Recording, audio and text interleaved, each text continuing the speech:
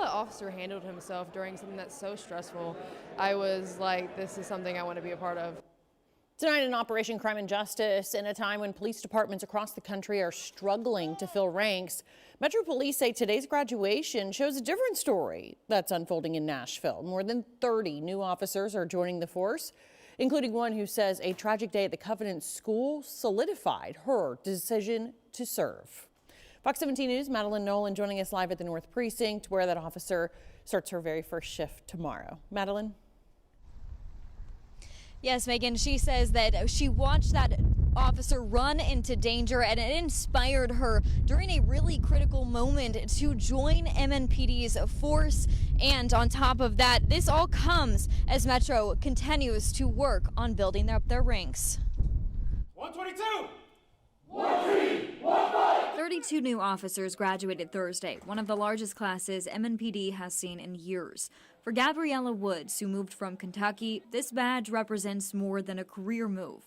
It represents a moment that changed her direction. He took the initiative and he just went straight to the threat. Woods says watching Metro's response to the Covenant school shooting made one thing clear. This was a department she wanted to be part of. I don't fear easily, and I just want to give back and make people feel safe. So it inspired me instead of scared me away. Her decision comes at a time when police departments nationwide are struggling to recruit. MNPD is authorized for 1,720 officers. With this graduation, the department sits at 1,594.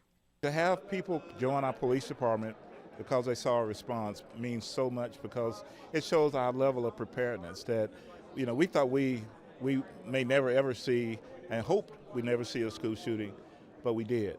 And thank God we were prepared to do something about it. Police Chief John Drake says that preparedness and a focus on training and community is drawing recruits from across the country. People want to be a part of our police department. They want to be a part of our city, and it just says a lot. When other people are still struggling, we're doing well. 62 new positions were funded in this year's budget as the city works to close the gap and ease strain on current officers. For Woods, Friday marks day one at the North Precinct.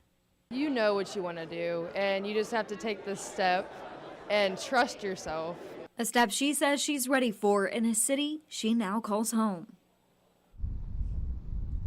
Metro Police say that 24 more recruits are still in training with a graduation set for April. Reporting live here from the North Precinct, I'm Madeline Nolan, Fox 17 News, your Code Red station.